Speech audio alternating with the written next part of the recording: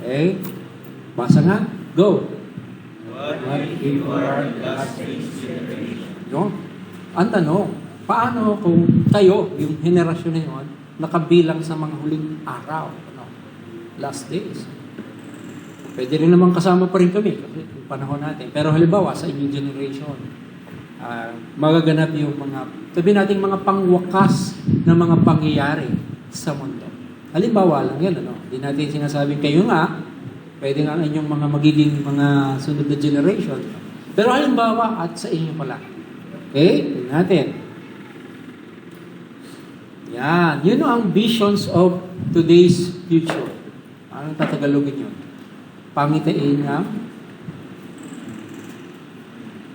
future. Ano ba ang future sa Tagalog? Pinabukasan. Pinaharap.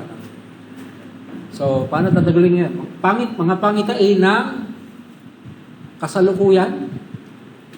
Hinaharap ng kasalukuyan. Medyo ano. Okay, visions of today's future.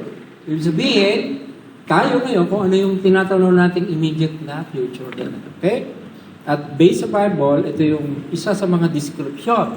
Batay sa 2 Timothy 3:1-5. So, meron man akong display. A vision of society's degrading moral condition. Ito yung isang pangitain na pinapakita ng Bible. Na ang ating society, sa huling panahon, ay lalong bumababa ang moral condition. Napapansin niyo ba yun? Sa ating panahon lalo na. Tingnan natin, basahin natin. Pabasa natin sa mga lalaki. Ang, yan, ang buong, ano na yan. Ready, go! Perilous time. Laksan niyo ng konti. Perilous times and perilous men. Always that in the last days perilous times will come. For men will be lovers of themselves, lovers of money, boasters, proud, blasphemers, disobedient parents, unthankful, unholy, unloving, unforgiving, slanderers, without self-control, brutal, despisers of good, traitors, headstrong, haughty, lovers of pleasure, rather than lovers of God, having a form of godliness, but denying its power, and from such people we are not. Yan. Okay. Ano sa palagay nyo, paano di-describe yung mga katangiang binanggit dyan? Ano ang mararamdaman? Nararamdaman mo sa mga katangian nyo? Masaya? Ano kung parang pinipicture niyan sa society ng mga kalagayan? Yan ay anong binabanggit dyan? Parang mga ugali ng tao yan, di ba? Mga magiging ugali ng tao. Pero ang tanong, sa ngayon ba, mayroon na kayong napapansin na mga ganyan ang katangian sa ating panahon? Meron? Ano? Baka kapitbahay. Pero ayun, lalo na yung mga pasimula, ay ang sabi diyan, delikado, mapanganib ang panahon sa mga huling panahon lalo na. At the more na pahuli ng panahon, lalong nagiging mapanganib. Dito sa ating bansa, parang minsan hindi pa natin masyadong nararamdaman. Pero sa mga cities, lalo sa Amerika, kung nakakapanood kayo ng mga pelikula ng mga kaganapan sa news, na may mga riot, tapos laging kagulo, talagang yung lahat ng binanggit yan ay nadudoon makikita mo yung mga yan, katangian yan. Tapos kung halimbawa, kung i-express sa buhay ng tao yung mga bagay na, ano kaya picture? Parang ganito, nakakuha lang sa internet. Yan. Sasabi niyo. Parang pinipicture ba niyan yung ating describe sa una? Lovers of money, lovers of self, arrogant, tapos mapalaaway, ganyan. Yan ang picture ng future na dinidescribe ng Bible na parang magiging ang society. Parang kalungkot na hindi kaya nakakababa ng hindi kaya nakalooban. Yeah. Pero yan ang sinabi sa Bible. At it seems sa ating panahon, yun na ang makikita natin. Halimbawa, kahit sa eskwelahan, siguro may mga makakalasi kayo na mababait naman. No. Sana kabilang kayo. Siyempre. O kaya, meron din naman na parang lagi may problema. Ano?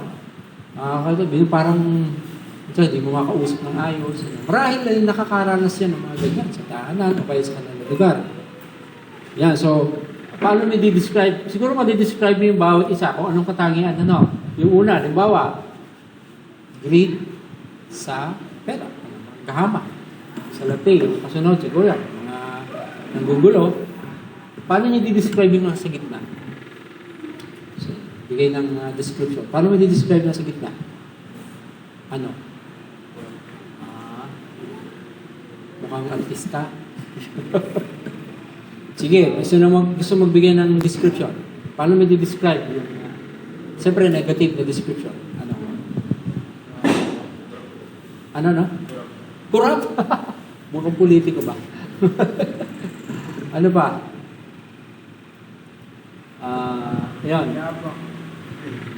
Mayabang, no? Mayabang. Ay, yung nasa dulo. Ano kaya yun? Siguro naglalaro sila ng ano? Ng tawag sa ganyan laro?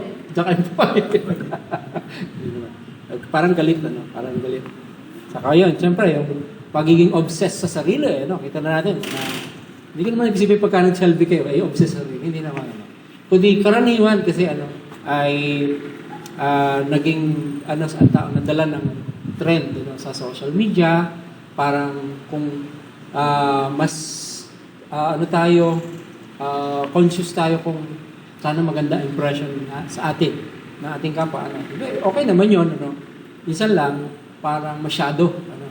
To the point na parang out of, ano na rin, hindi na rin healthy, ano, dahil hiyang-hiya naman siya. Hindi ba kasama dahil may tingin niya kulang yung suot niya, o kulang yung kanyang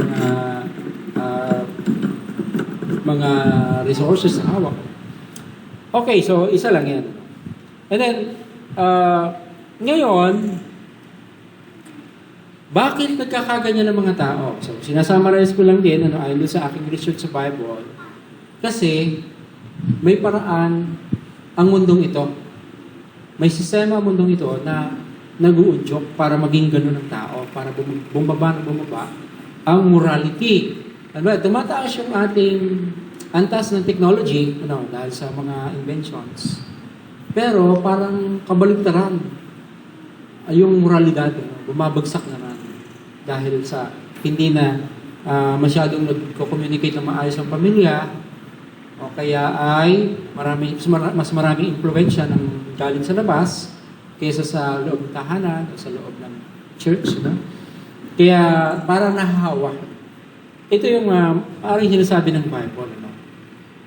The system of this perishing world kasi mapapahamak sa libutan ito, forces the shaping of people into its mold through these tools. Ano yun? Lust of the eyes, lust of the flesh, and the boastful pride of life. Yan ay mapapag-aralan natin sa mga susunod na mga messages. Sabi sa 1 John 2:15-17, yung binanggit yung tatlong yun, lust of the eyes, lust of the flesh, and the boastful pride of life. Kaya ang payo doon ay, do not love the world or anything in the world. Ano? Sabihin yung sistema ng mundo. Ganun nga, hinihila tayo. Lalo na ang mga henerasyon ng kabataan. Kasi, lalo na mga kabataan, maliliit pa, mga bata pa, nakakagiss na nila yung mga bagay na yan. Kapag hindi agad na nagabayan ng matatanda, magulang, mga bata, gaya nila, na hindi lahat na nakikita nila sa telebisyon ay tama o okay. Ang mapapa sa isip na, normal lahat yan, okay yan. Nakuha niyo ba ibig sabihin? Parang ito na, kinagis na, parang okay na lahat, ano, yung ginagawa. Kahit na sa totoo ay hindi naman talaga ayos, hindi okay. Lalo sa mata ng Panginoon. No? So, ngayon halimbawa, isang example lang, no? Sa Amerika o sa ibang bahagi sa Europe, may tinatawag na parang binigyan ng karapatan na yung mga bata, yung mga maliliit na ganyan, laban sa kanilang magulang. Na dati wala yun, ano?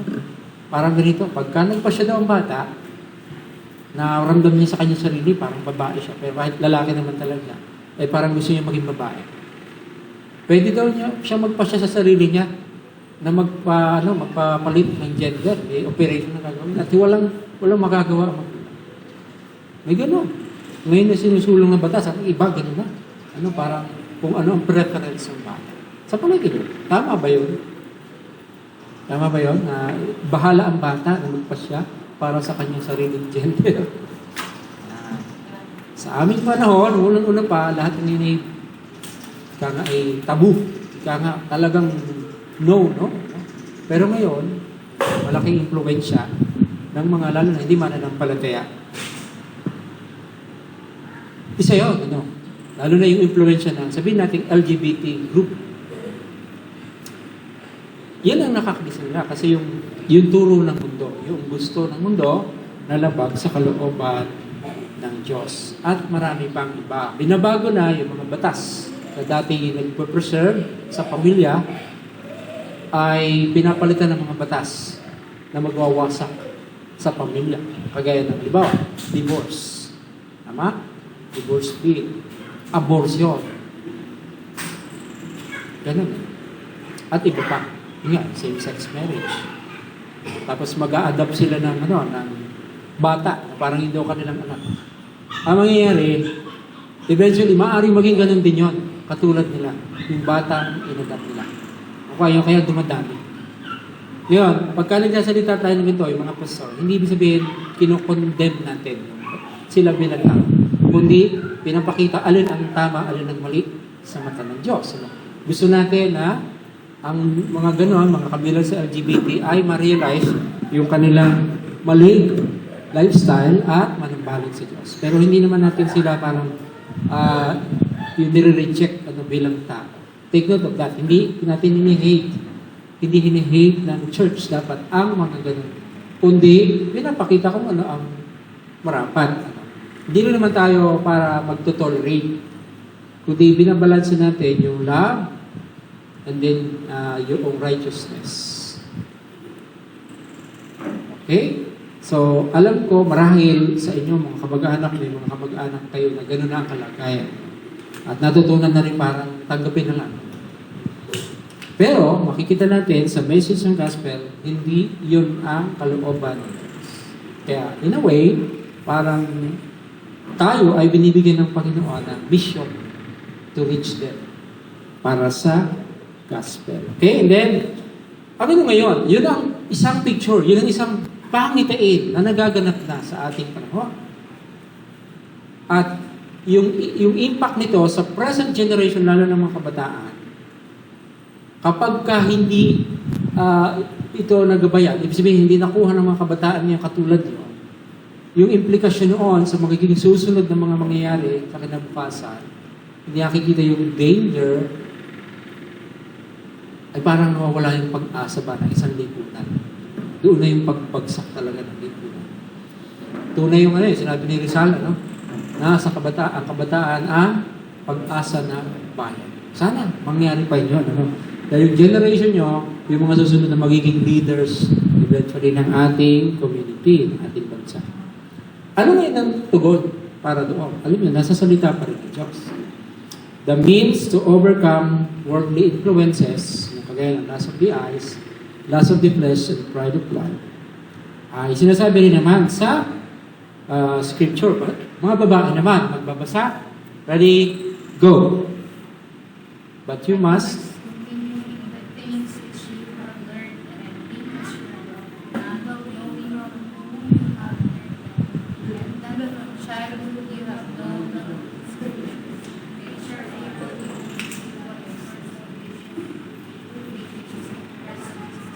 All Scripture is given by the inspiration of God, and is profitable for doctrine, or for reproof, for correction, for instruction, in righteousness, that the man of God may be complete,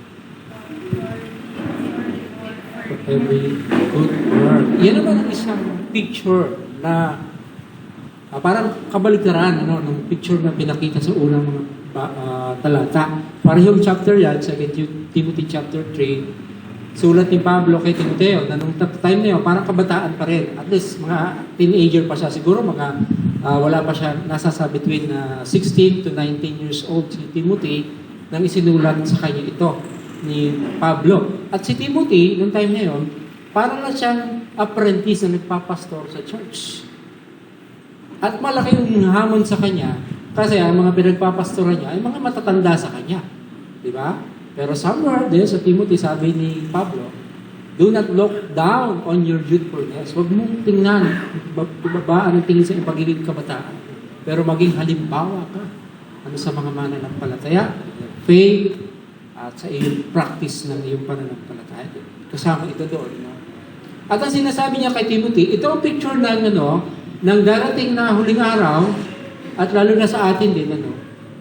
Pero, ang sagot pa rin ay ang salita ng Diyos. Para hindi tayo makapagaya doon sa mga sa agos, hindi tayo daladala lang ng agos ng mundo ito. Kundi, malaking bagay sa atin na tayo ay na-expose kaagad sa salita ng Diyos.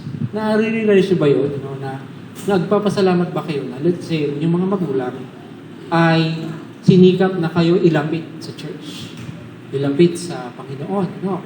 Kasi ang sulat din nito ni Pablo kay Timoteo, sabi niya, actually sa verse 13, pero, but you must continue the things which you have learned and been assured of knowing from whom you have learned them. Ang unang nagturo kay Timoteo, yung kanyang lola, si Lois yata, Lois, ano? Ayun, basta may Lois, sino ma, o si, ano ba pangalan? Chloe. Nasa sa first chapter yun, ano? Louis and Eunice. Kung alin man ang lola doon, alin man ang mother niya. Mother at lola niya yun. Sinabing sila yung unang nagturo kay Timothy, nung bata pa siya, ng Bible. Siguro kayo, na-remember niyo ba sino bang unang nagbukas ng Bible sa inyo?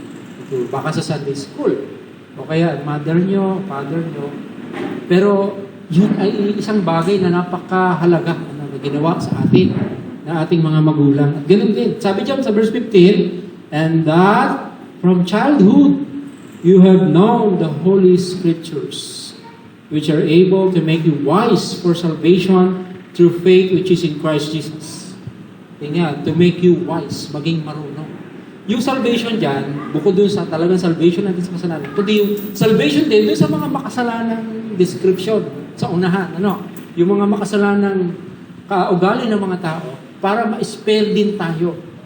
Sabi kay Timothy, para maligtas ka sa mga bagay na gano'n, hindi ka mapagaya, ay alam mo kung kanino mo natutunan yung mga aral at yun sa magitan ng pananampalataya kay Jesus Christ.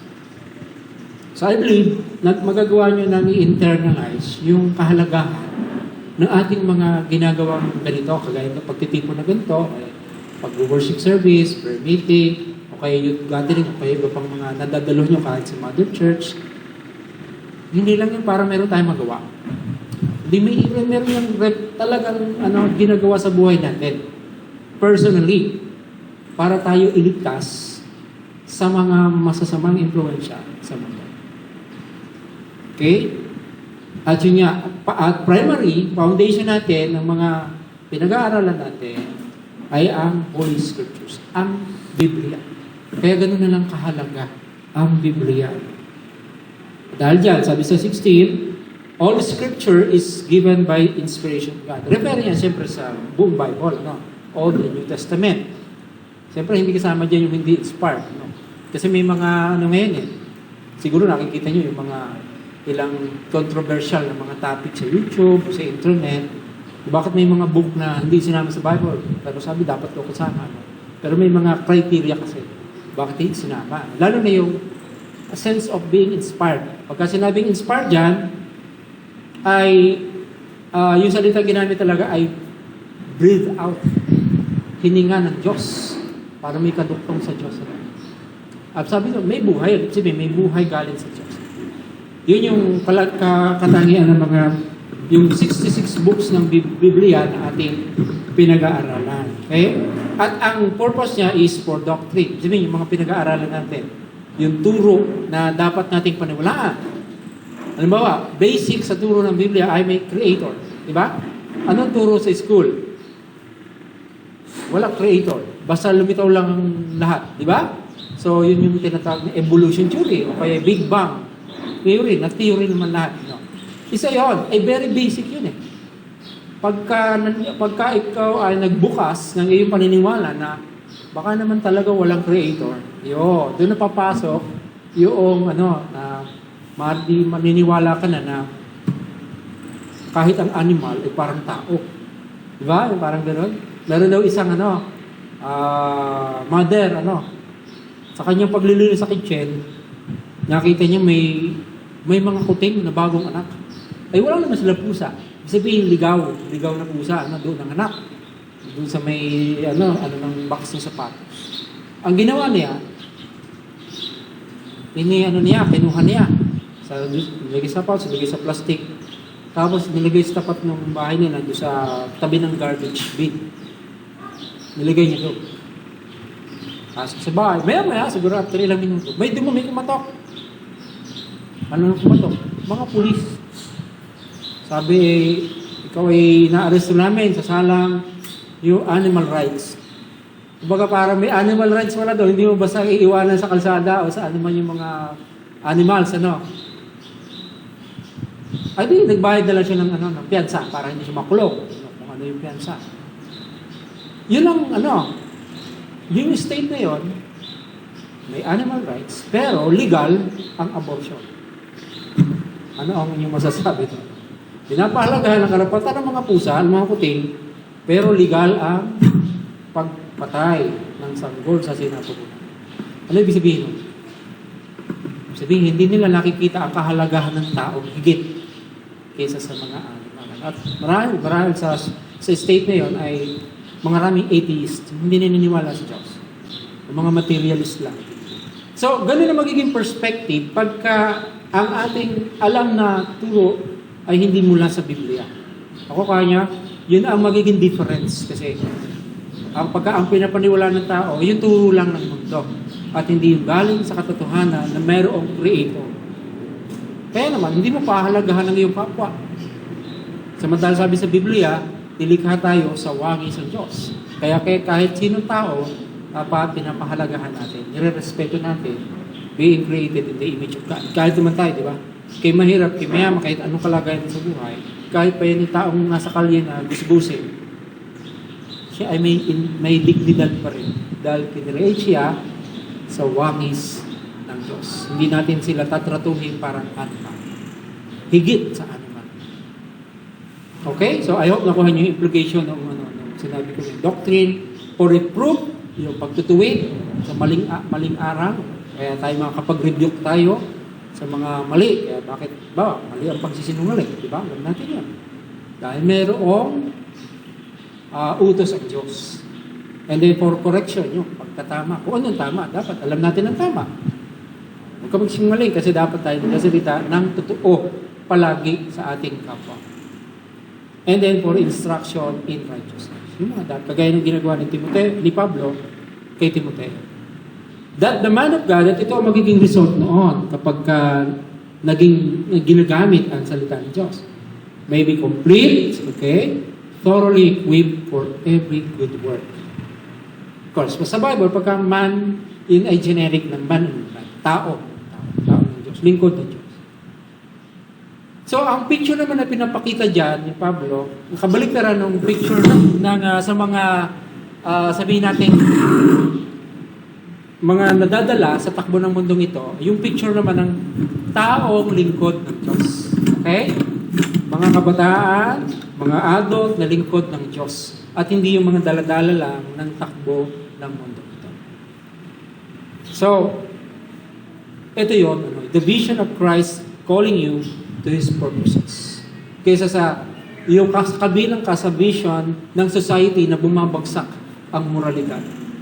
Yan. Ang tanong dyan, saan mo kaya makikita yung sarili mo o kaya yung iyong mga kakilala?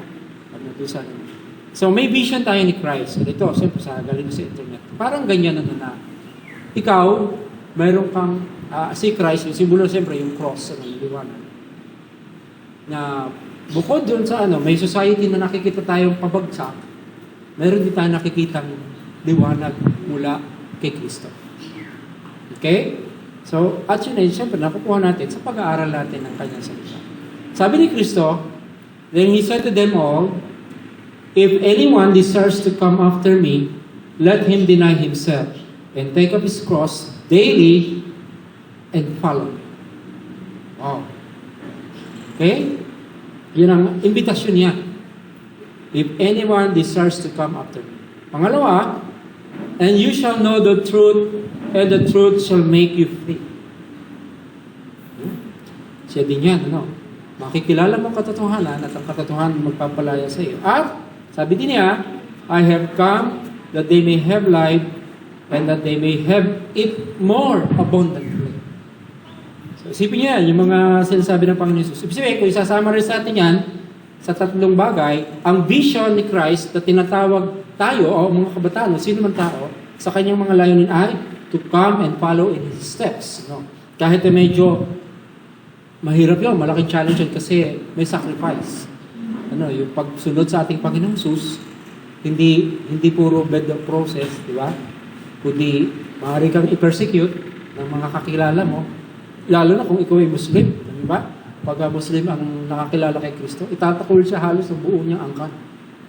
Pero, meron pa rin mga sumusunod. Dahil nakita nila, hindi ito mahalaga. And then, to experience real freedom. Kay Kristo makikita yung tunay na kalayaan. Commonly, yung society natin gusto maging malaya, di ba? Tayo gusto natin maging malaya. In the sense na maging independent ka sa mga parents mo, lalo kung may sarili kang pera, may sarili kang trabaho. Pero yung independence na yun, ay papunta talaga sa pagiging enslaved ka. Doon sa mga, sabihin natin, mga, yun, lust of the eyes, lust of the flesh, pride of life. Dahil wala kang accountability. At hindi mo alam, ang nag-enslave sa iyo, yung Diyos ng sanlibutan ito. Si Satanas, dahil gusto niya tuksuhin ng mga tao. And then, to have fullness of life. Yan yung mga pangako, yung mga layunin ng Panginoong Hesus sa pagtawag sa mga tao. Lalo sa mga younger generation. Na yan ang maging takbo ng buhay at hindi yung ini-offer ng mundo. Okay?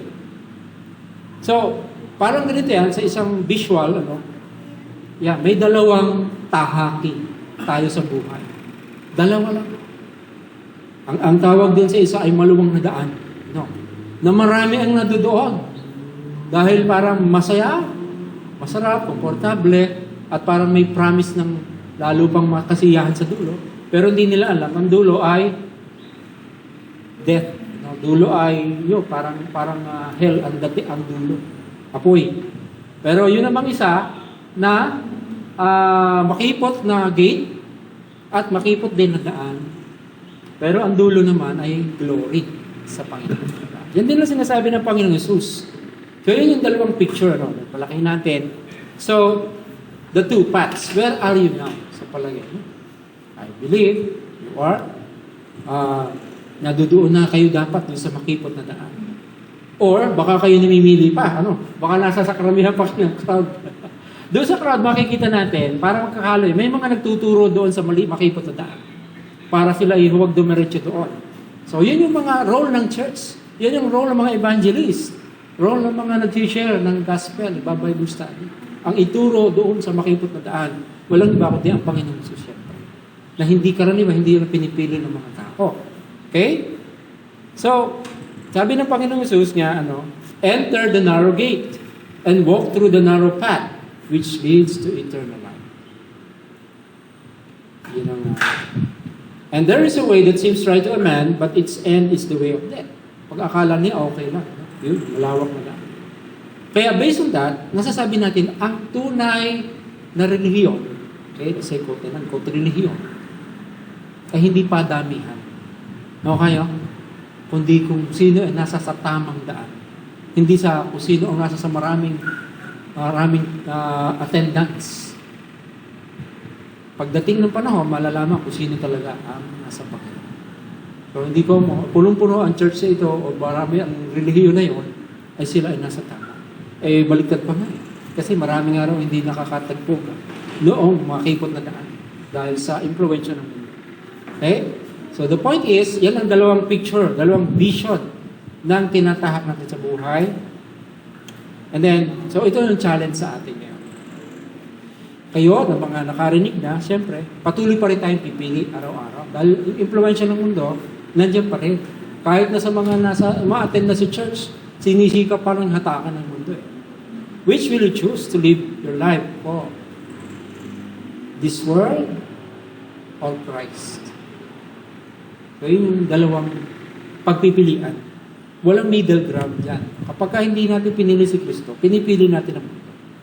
Ganun lang yan.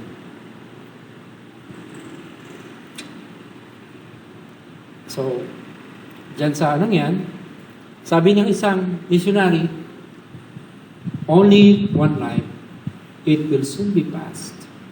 Only what's done for Christ will last. Okay? So I hope naging clear sa inyo yung pinupoint out kung dalawang picture ng buhay. Tatahakin natin. So, alin ang nakikita mo o ginugusto mo ngayon na maging picture ng buhay? Of course, minsan kasi parang hindi mo agad makita. Para saan ba ito ginagawa ko? Pero kailangan nating lumalim sa salita ng Diyos para malalaman natin na ito ba yung para kay Kristo o para sa sarili ko lang. Di kaya ako nadadala ng mundo ito. Siguro ako isang kwento, illustration dito ako magpatapos. Meron ako kilalang isang kabataan na sa kanya may struggle siya sa school. About second year high school siya, mahihiyain kasi siya eh. Ay parang napasama siya sa klase na medyo mga mga sabihin natin mga magaling makapag-social, sociable.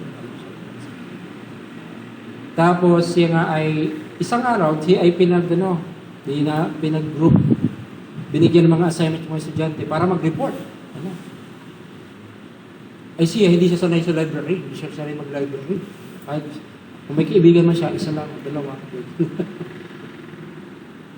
Kaya hindi siya napunta sa library. So, hindi siya makapag-research. Ay ngayon, malapit na yung kanyang araw ng pag-report. Ano nangyari sa kanya? Dahil hindi siya nakapag-prepare, hindi siya pumasok. Hindi siya nakapag-report. So, papagalitan siya ng kanyang teacher. Yun ay isa sa mga halimbawa na siya ay parang may mahina ang kalooban niya, hindi siya makapagtanong. Hindi siya ay pinuntahan niya at tinanong. And then, ang isa pang nangyari sa kanya, ay nagka-problema siya sa eskwelahan. Sa may mga teacher siyang inaayawan. Tapos parang may napagalitan siya ng isang teacher na kilala sa eskwelahan na parang sobrang galit nakadamay siya. At dinamdam niya yun. Dahil doon, di na uli siya pumasok. Nagdamdam siya, parang nakaramdam siya ng, mag-gano'n na nata. Siguro nakakot din o kaya ay nahihiya. Alam niya, dumating, tumigil na siya. Hindi na siya pumapasok. Tapos, nagtataka ngayon ng kanyang pamilya, lalo ng kanyang parents. Bakit ito hindi pumapasok? Nag-iikot lang siya, doon sa kanilang lugar, sa subdivision, para nag-exercise. Nung tinatanong siya, hindi niya sabihin na. O anong dahilan? Sabi niya, tinatamad daw siya. So, ganun lang. Di hinayaan na lang muna.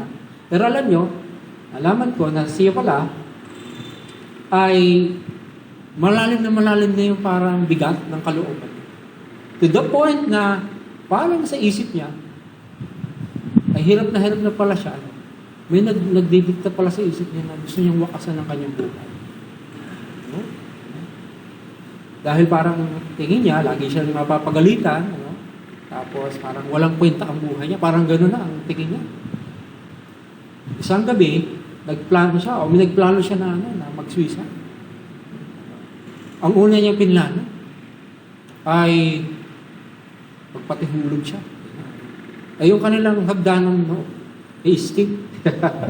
Steep, So sabi niya, dito na lang, siguro pagka nabagok ang ulo ko dito, sabi niya, okay na. Di sinubukan nga niya. Kaya lang, pag isinala niya talaga yung isang paa sa ay napahawak siya. Parang natakot din. Dilagabag lang, narinig ng kanyang kapatid, anong nangyari sa'yo? Ate, wala na, nadulas lang ako. So, parang tinry niya lang ulit, kaya lang hindi pa rin ganun. Parang hindi niya kayang ganun. Dahil lagi siya napapakapit. Tapos, isang gabi, ganun pa rin, bumababa yung kanyang pakiramdam. Naisip niya, marami ditong gamot sa bahay. Yung mga tabletas, dahil kung ano-ano, pang masakit ng ulo, pang sipon, pang sakit ng tiyan, at kung ano-ano pa. Siguro, sabi niya, mga 15 to 20 tablets siya. Tapos, mayroong agwaksinada raw, nilagay niya sa baso. Kalahati ng baso. Tapos, inilagay niyo lahat ng tableta na. Sabi niya, siguro, matetepok na ako dito. Pagkainin ko. Papa-overdose ba? Ganun nakaka-down yung feeling niya. Kaya, yun ang napasa isip niya na paraan. So, marami siyang kapatid kung nakahiga na. Halos tabi-tabi sila eh. Siya ang parang siya nagpapaalam na. Tapos parang maiyak-iyak siya. Mga pag-aalas 12 na. Tapos ininom talaga niya. Lahat. Parang kumulusat siya daw niya. Tapos siya ay natulog na. Iniisip niya, hindi na siya magigising. Kinabukasan, nagising siya. Nagising pa rin siya. At parang walang nangyari. At parang iba yung perspective daw niya sa buhay. Parang nawala na yung kanyang problema, hindi na niya iniisip yun. Tapos nagpatuloy lang siya sa buhay. To the point na parang nakalimutan daw niya yung pangyayari niya, parang hindi na naging issue sa kanya. Nagpatuloy na. At parang mas lumakas pa siya. Nung time na yun, So, dumating na sandali, after siguro daw mga 4 years, doon siya nakakilala sa Panginoon. Nakakilala sa Panginoon, naging involved sa church. Sa kanya naalala uli yung pangyayari. At dahil doon, sa kanyang pagpapatotoo, sa mga kabataan din yung katulad noon, humingi siya ng tawad sa Diyos sa ginawa niya. At pinasalamatan ng Diyos na hindi siya hinayaan na matuluyan. At yun, siya ay nagpatuloy ngayon sa kilala ko siya dahil ang kabataan yun ay ako. Kaya ba? Ako yun. Oo. Nabanggit ko na rin ito sa iba. Siguro hindi nga ngailangan rin ni Jem. Ako yung kabataan. Sinabi ko ito sa inyo para lang makita nyo na may mga ganong pangyayari, maaaring mangyari sa buhay ng mga tao. Nag-attempt din talaga ako ng suicide. Pero ngayon, mas naunawaan ko ng mga pangyayari, naunawaan ko na may mga nagdidikta sa isipan ng tao. At walang iba kundi ang diablo. Si Satanas yun. Na kapag may problema, isang tao, lalo na kabataan, ididikta niya, magpakamatay ka na. Siguro nabalitaan naman natin yung mga kaganapan. Sa UB, yung estudyante, sa mga problema nila. Problema sa love life, problema sa ay humantong talaga na nangyari, kamatayan. Marahil dahil walang nananalangin para sa kanila. Marahil dahil sila ay talagang masyado nang malalim yung nila at wala nang nananalangin.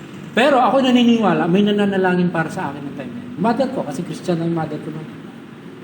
O kaya yung mga ibang tao. Kayo, siguro may mga kwento rin kayo, di ko alam. May nakakwentuhan akong ilan. Pero mapakahalaga ng role natin sa ating mga mahal sa buhay.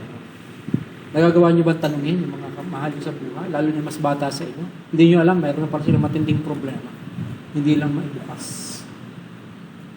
At yun ang aking na mahalaga yung tayo maging channel ng blessing. Channel ng pag-rescue ng Panginoon sa mga kabataan o mga klase nyo na tahimik. Dati masaya pero biglang tumahimik, baka may kakaiba na nangyayari sa kalooban. Magandang tanong, ano kaya may pag-pray ko sa iyo? Ano kaya paano na matutulungan? So, yun ang nais ko na makita natin. Sa mundong ito na tayo may tinatahak na dalawang possible path lang. Sa piling ng Diyos o hindi sa piling. Marami sa mga kabataan katulad nyo, hindi pinalad pa sa ngayon na kagaya na nakakarinig nyo. Pero sino makaka-reach out sa kanila? Kayo, na mismong sa eskwelahan o sa na maging mga channels of blessing. At yun ang gusto kong picture, na makita nyo para sa inyong sarili. Yun yung vision. Na maging agents tayo, instruments tayo ng Panginoon para maakay pa ang iba doon, kahit sa makipot na daan na ang dulo naman ay buhay at kapuspusan. Okay ba, mga kabataan? Ano? So I hope sa simple nating pagkikitang ito, pagtitipong ito, although kakunti tayo, pero hindi ko naman talaga expect marami. Pero kailangan nating maabot pa yung mga, at least yung mga ibang kabataan na dumadalo na dito para mapatatag sila sa pananampalataya sa ating Panginoon. Marami tayong naharapin challenges, pero kung tayo nagtitiwala sa Diyos, He will lead you to the best way. Sabi nga, trust in the Lord with all your heart, lean not on your understanding. In all ways, acknowledge Him, and He will make your paths straight. So, with that, gusto ko yung panalangin naman. So, yung practical application dito, siyempre, kung kayo ay umaayon, siyempre doon sa buhay na nais nyo, na nais ni Kristo para sa inyo, makikita yan sa inyong mga susunod na mga gagawin. Diba? Mas pipiliin nyo ang lalo pa lumalim sa salita ng Diyos. Ang mas lalo pa makabilang sa mga ganitong pagtitipon o sa gathering ng church, sa buhay ng paglilingkod sa Panginoon. At sisikapin nyo, mas magiging aware na kayo sa mga pang-akit ng mundo. Na mas magiging maingat ka na hindi ka basta-basta sasakay sa gusto ng mundo para sa. At napakarami niyan. Iba't iba kayo ng stages na pinagdaraanan ngayon. Pero I believe may nakuha kayong glimpse ng truth and challenge dun sa ating tinalangin. Okay ba? So, ano ang sagot nyo? Which will you choose to live your life for? Christ, okay? Pwede bang isigaw niyo yan? Christ, ano? Christ. Choose Christ. And you will have nothing to lose. Sabi nga naman siya na nag-alay ng kanyang buhay ay hindi talaga, na hindi mo naman kayang ikip lang para sa iyong sarili, ay makakamtan mo yun. Hindi ko alam yung eksaktong sinabi ng Panginoon Jesus. Pero he who loses his life for me will gain it. Pero yung ayaw naman niya, parang tinikip niya yung buhay niya para sa mundong ito, ay yan lalong mawawalan. So, only one life, it will soon be passed. Only what's left for Christ. Pwede bang tumayo tayong lahat? Gusto ko kayong pananamin. Or, siguro, ang masinig mo na lang si Ate Rosa. Yari, tumaan sa pagiging kabataan. Kabataan kami naman siguro. All merit na. At alam din niya yung mga challenges na hinaharap ng mga kabataan katulad. Kami ay nagnanais na maggabayan kayo sa abot ng aming makakaya, aming karanasan sa Panginoon. And hoping yung maipapasa nyo rin sa iba yung ganoon. Sabihin natin malasakit para sa mga katulad yung kabataan na kailangan ng gabayan sa atin. Okay? Sister Rosa. May kayo manalangin, Panginoon namin na sa langit, Diyos ng mga Diyos at Mhm. maaari, kami Yes, ay Lord. nagpupuri at nagpapasalamat sa araw na ito. Yes, Lord. Mhm. Upang kami magkatipon, Panginoon, at magpapanasan. Salamat, Panginoon, dahil itinapon mo kami dito ng ligtas. Salamat, Panginoon, sa opportunity at privilege na marinig ang inyong salita. Mhm. Kami po ay tumutulog sa inyong naman. Yes. Na may kapakumbabaan. Mhm. May Panginoon na kabataan, Panginoon, na sabik sa iyong presensya, O Lord. Yes. Tulungan mo kami na kami ay sumunod Mhm. at makaganap sa pinagagawa mo sa aming Panginoon. Mhm. Ito po yung mga basic na nagawain. Alam ko po na ito ay pinapagawa ko sa aming Panginoon dahil kaya namin itong gawin. Yes, Lord. Unang-unang Panginoon ay tulungan niyo kami magliwanag. Yes. Tulungan niyo kami maging modelo sa iba Yes. para sila ay Panginoon ay madala din namin Panginoon sa iyo. Mhm. Panginoon, napakadaming challenges at napakadaming struggles Mhm. na kinakaharap namin araw-araw. Pero Yes. Panginoon, nadarama namin ang presensya mo at nadarama namin ang pagkalinga mo sa amin at nagpapalakas ito ng aming tulong. Panginoon, tulungan mo kami maging matatag, kami, Panginoon, ay nangihina at loobin mong huwag kaming madala ng aming mga kaibigan, kalase, at patuloy kaming manindigan sa prinsipyo at sa salita mo, Panginoon. Nawa ay ang liwanag namin ay maka-inspire magkaroon ng naging inspirasyon sa iba, motivating sa iba upang sumunod sa iyo, Panginoon, sa iyong kalooban. Marami kaming mga plano sa oras na kami ng kabataan namin na marami kaming gusto, mga desires ng aming puso. Yes, Pero Panginoon, tulungan niyo ang plano niyo ang matupad sa buhay namin, Panginoon. Yes. Patuloy niyo po pagpalain ang aming pamilya, patuloy niyo po kami pagkalooban ng maayos na kalusugan, Yes. upang makapaglingkod kami sa inyo, Panginoon. At walang makakahadlang sa aming desire na ito. Patuloy niyo kami tutulungan at po-proteksyonan sa lahat po ng mga manipulator na challenges. Nawa, Panginoon, ang salitang aming narinig ngayon ay tumingin sa aming mga puso at patuloy namin aalalahanin sa tuwing kami ay magdedesisyon sa aming mga maliit man o malaki. Ang mga result po nito ay short term at long term. Kayo po, Panginoon, ang magdesisyon at gumawa ng action para sa buhay namin. Yes. Nawa, Panginoon, ang kalooban niyo po ang masunod sa amin. Yes. Nabalik po namin ang pabulit pasasalamat sa pangalan ni Jesus. Amen. For our last song, awaken ulit natin, kasi hindi natin nakasama yung iba. It's a great thing to praise the Lord. Yung isang lang. Tapos may action yan, yung mga nakakaalam na. Say, it's a great thing